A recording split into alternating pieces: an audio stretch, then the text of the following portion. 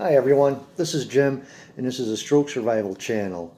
I was hoping to have a few more in since the last one, but I had some health issues, and I guess they found a tear in my artery around my heart, and they think I might have fibromuscular dysplasia, where your artery will tear for no reason. They don't know why it does it. Uh, but with medication we'll heal it and everything. So I'm fine and whatnot. But they think it might be what caused my other strokes a few years ago. Um, so they're looking into it a little bit more, see what's going on with me. But like you said, I'm okay right now.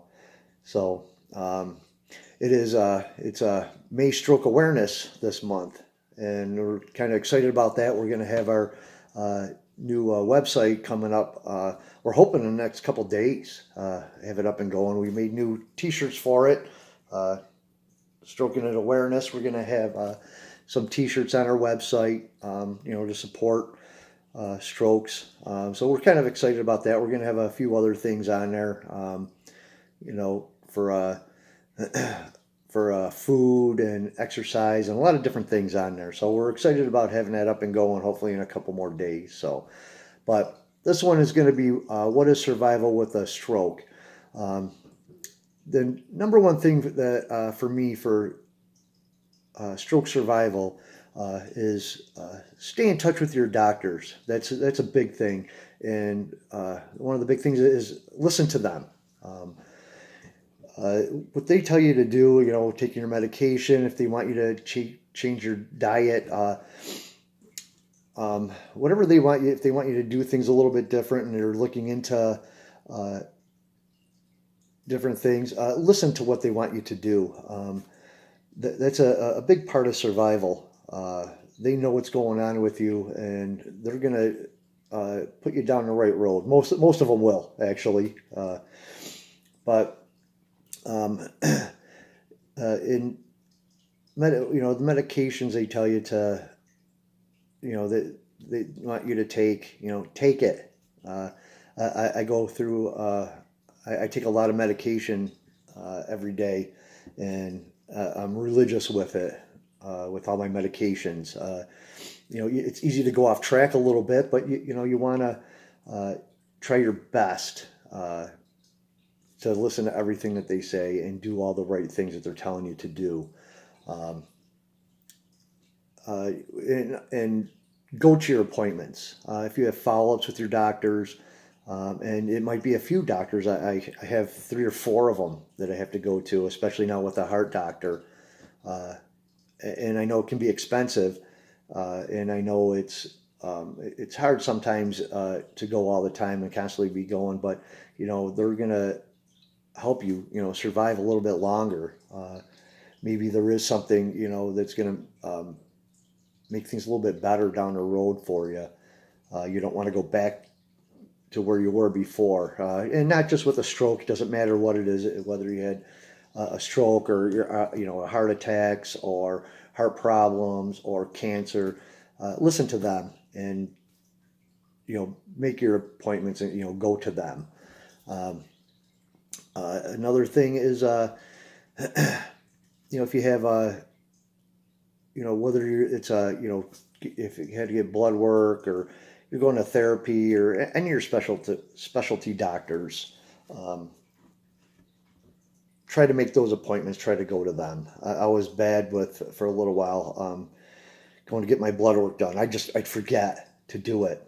I get to my doctor's appointment and I'd be like, they say, oh, you don't have a blood work. I said, no, I sorry, I forgot, and it's my bad. I should be, but I do everything now. I write everything down with dates. I was getting very bad with that.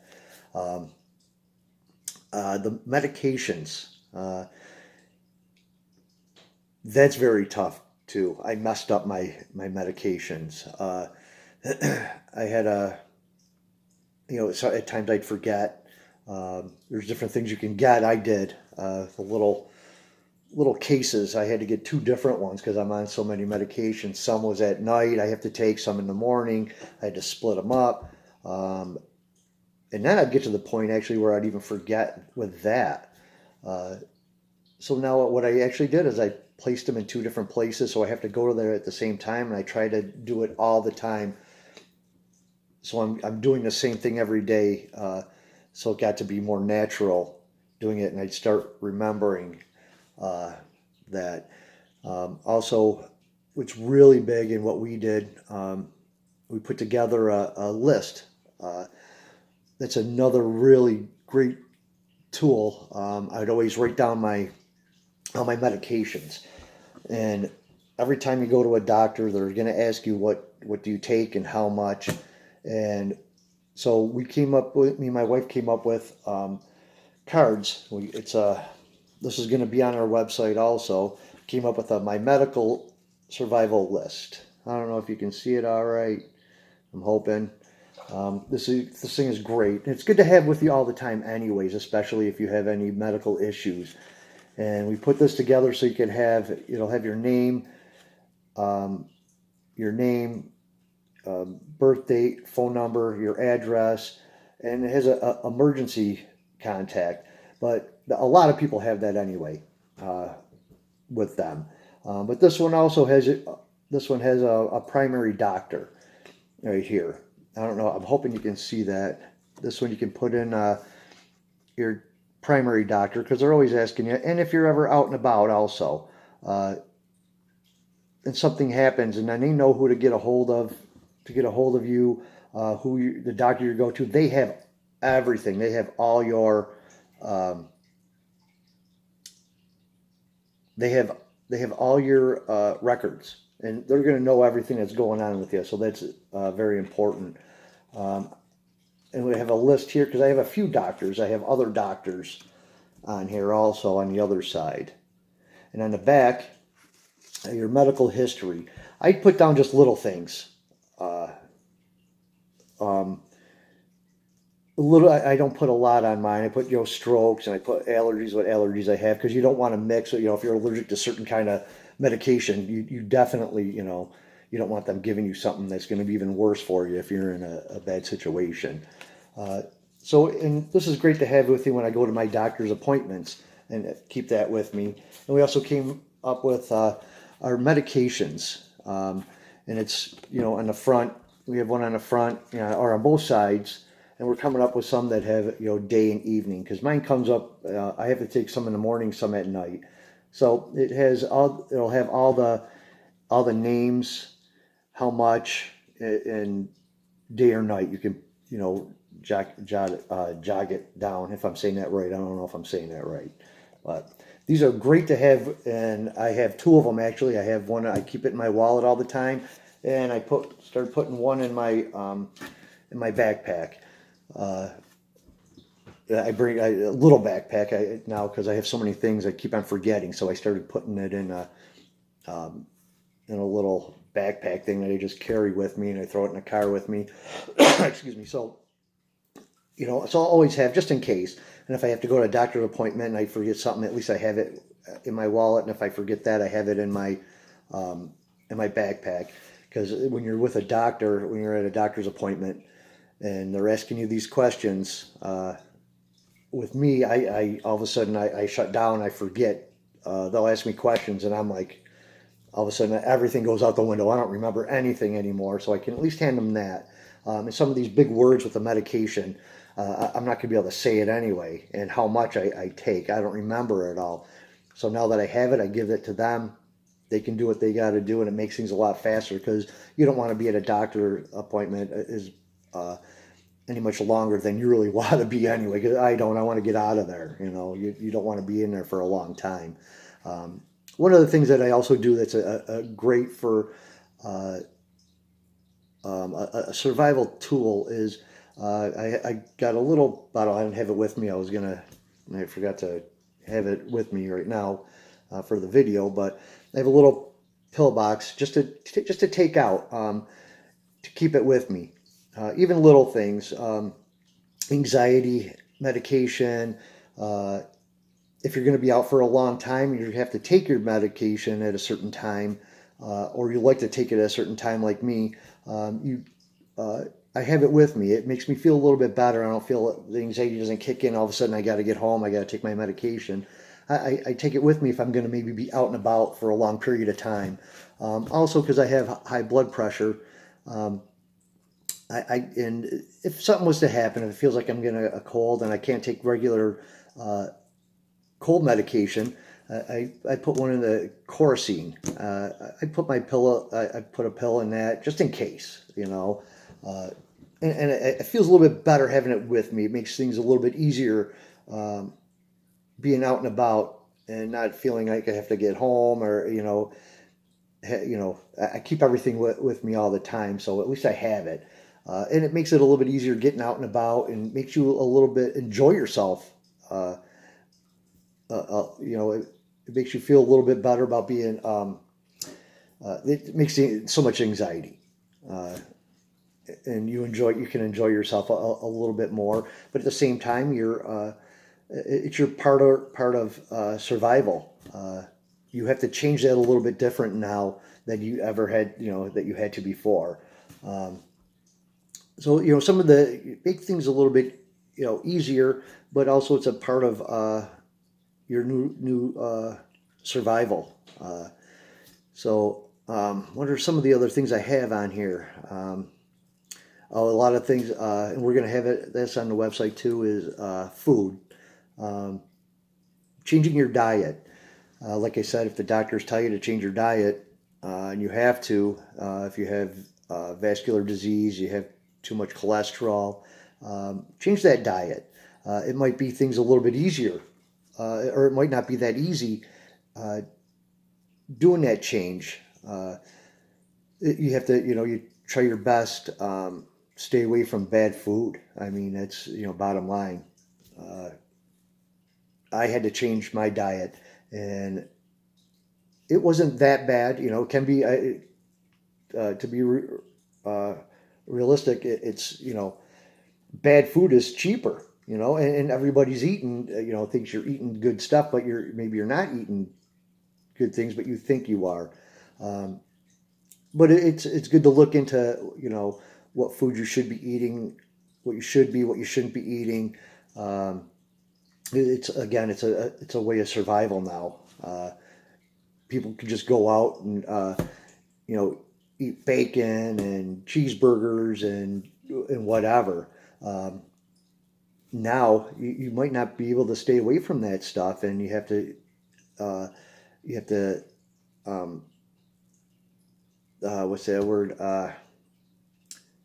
Might not be able to eat that stuff uh, as much anymore, which is good anyway. I mean, you should be pounding bacon and cheeseburgers anyway, um, but you have to be more in tune with what you're eating. More vegetables, and we're coming up with different things on our website. To eating a little bit healthier, and trying to eat a little bit healthier. That's part of the battle also. Um, with a lot of people also that have a hard time with your arms and legs, and I know, like I said again in my last video, people getting around a kitchen or around a store, and making, just trying to get their own food. Is it's a different type of survival now. If at one time before you could just go get food, make a sandwich or make up some food. Now maybe you have a hard time using the stove or making a sandwich. Uh, Even though my arms and legs were fine, I had to come up with different things in the kitchen just to remember what was what and where it is. Because if it's in a different spot, or I don't know where it is, I'm kind of screwed because I forget stuff. So I started putting things in my cupboards in a certain spot all the time, so it was always there. And I kind of did a little thing, I'd go around the kitchen just to open drawers and cupboards just to see what it is, because I could walk away from it and I totally remember instantly almost it's not there. Or I don't remember it's there, it's in that spot anymore. So I had to do kind of like a little bit of a run going through just to look and see where it is. So it gets to be natural to go to that one thing, so you know where it is. Um, like I said, even though my arms and legs and everything were fine, uh, it's still my brain didn't know what was going on. Uh, if you have bad arms and legs, maybe make it a little bit easier to reach things, or where the food is. I know with a one hand, it's going to be hard to make food. It's going to be hard to use a stove. It's going to be hard to um, prepare a bunch of food for you. And for a little while, hopefully, in time through therapy, your arms and legs get a little bit stronger. Um, gets a little bit better and easier for you to do things. So you might, sometimes rearrange your kitchen a little bit to make it easier for you. And if you have somebody with you, if you have your wife or your husband, have that help you. Do it along with you. It helps you. It might make it a little bit easier for you to survive a little bit easier and a little bit better that way.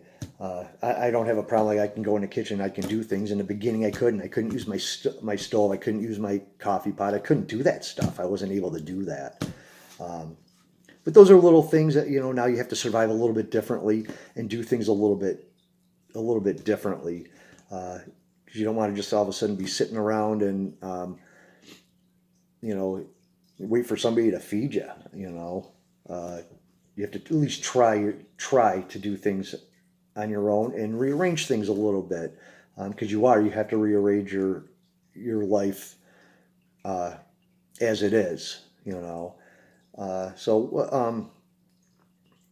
And the people that you do live with and who's in the house, whether even if it's kids, maybe have them stop buying bad things for you. I mean, that's very tough. I'm not supposed to eat any, eat a lot of sugar. I'm borderline diabetic, so I stay away from sugar. So having that stuff in the house, I'm going to go for it. If I know there's cookies in there that are really good or cupcakes, I'm going to go for them. So maybe people in your house, ask them to stop buying it, and it's better for them also. Even though they can eat it, it's not that good for you anyway. So have everybody do it. It's a part of survival, and they have to kind of be in on it also. Um, Another thing also is exercise.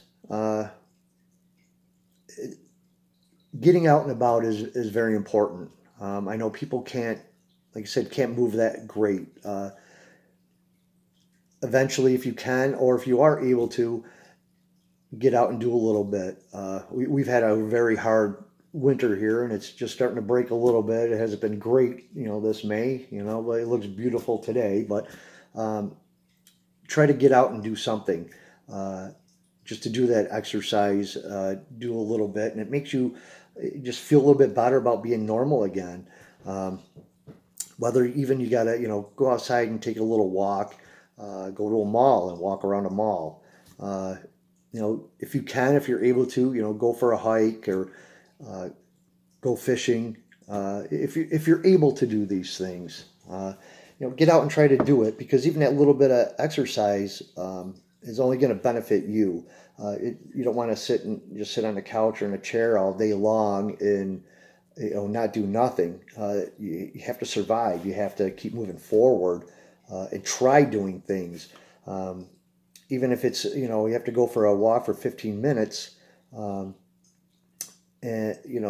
try to do that. Get out and do that a little bit.